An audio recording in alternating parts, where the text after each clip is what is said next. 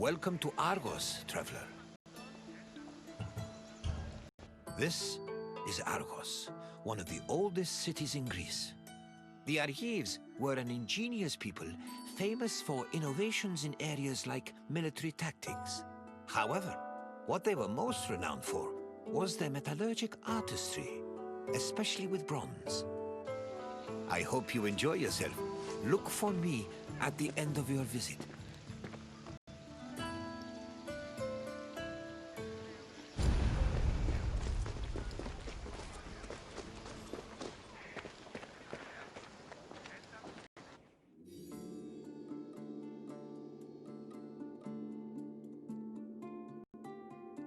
The area that would become Argos was inhabited as early as the 3rd millennium BCE, but it was in the 7th century BCE that it officially became a city-state.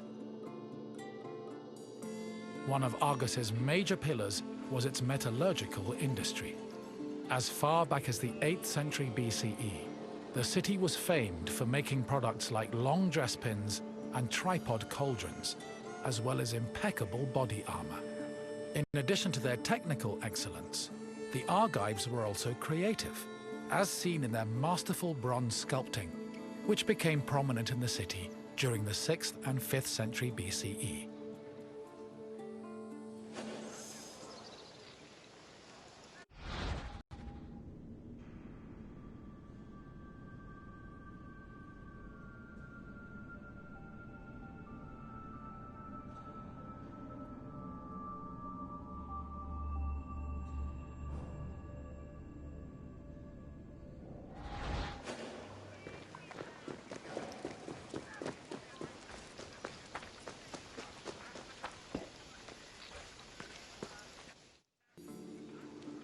Bronze is an alloy composed of 90% copper and 10% tin. Because of this, copper and tin needed to be smelted and combined to create the material needed for sculpting.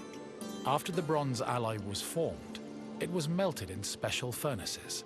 They required a tremendous amount of fuel and were usually supplied with charcoal made from specific types of wood.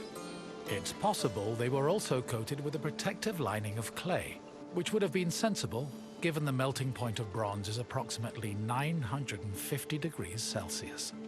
Once the bronze was melted and collected, the furnaces were dismantled and dumped.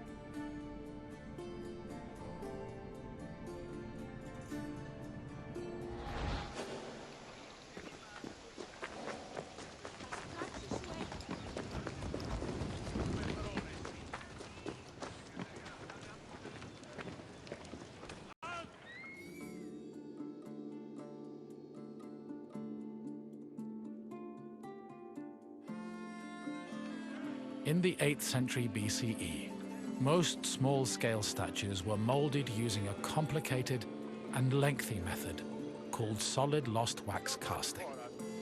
From the 7th century BCE onwards, metalworkers adopted the more efficient hollow lost wax casting. At its core, this process involved using sculpting models from wax, making molds over these models, then filling the molds with bronze to produce the desired shapes. The process was advantageous because it saved on materials, produced lighter statues, and reduced the chance of possible defects.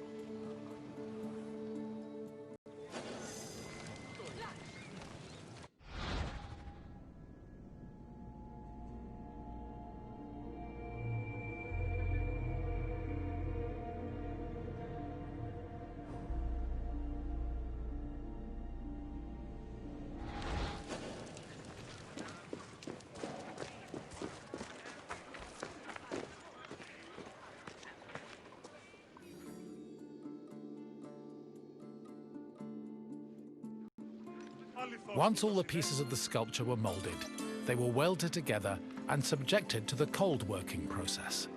This process involved repairing the sculpture's flaws by filling any holes and cracks with specifically measured bronze patches.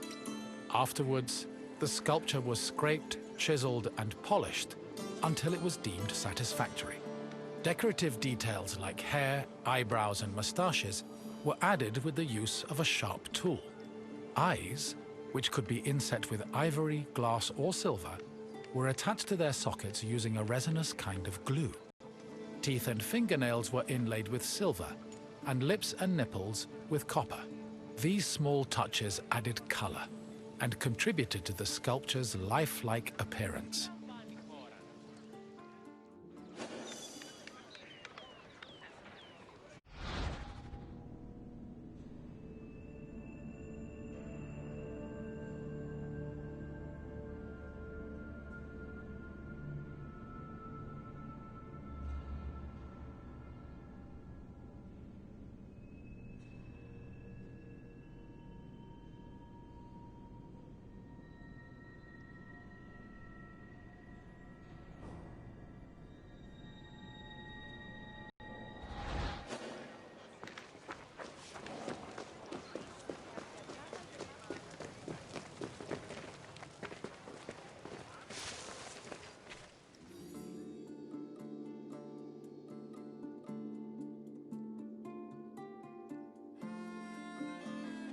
Bronze sculptures have a long and varied history in Greece.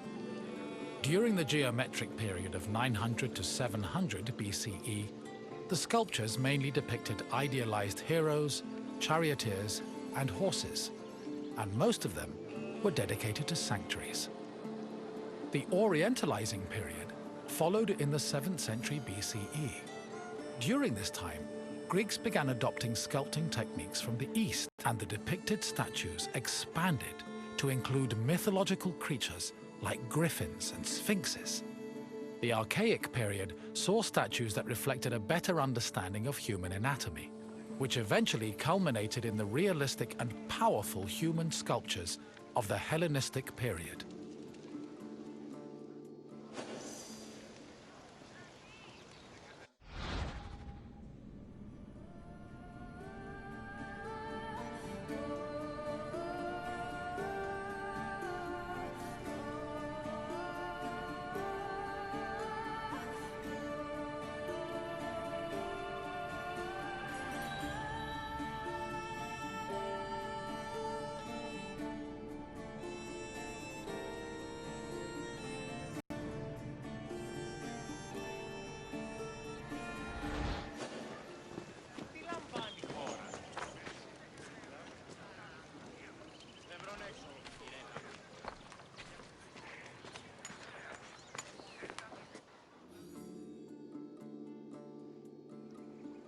Argos was the home of Polykleitos, one of the most famous sculptors in ancient Greece. His works, like the Doryphorus and Diadomenos, as well as his treatise on sculpting called the Canon, had a massive impact on the art as a whole, particularly in regards to ideal body proportions. Sadly, the original versions of Polykleitos' sculptures have been lost, along with most bronze statues from antiquity. As time went on, many bronze statues were melted down to be recycled in things like weapons, ammunition, and even church bells. Because of this, marble copies from the Roman period are our best evidence of the masterpieces of Greek sculpture.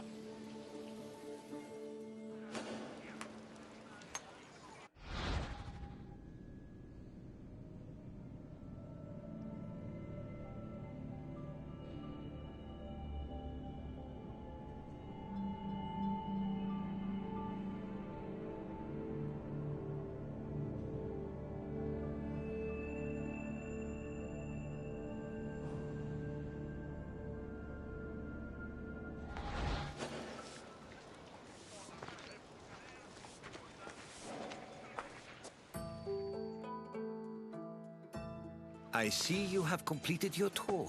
I trust you have a new appreciation for Greek sculptures. after learning of the heart and soul that was poured into each step of their creation. Now, what else would you like to do? Then let us dive right in. Here is your first question. Which era of sculpting came first?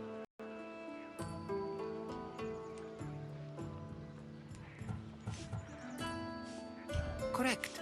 The geometric period lasted from 900 to 700 BCE and mostly featured small-scale statues and statuettes of heroes and horses. On to the second question. Bronze was an alloy composed of which two metals?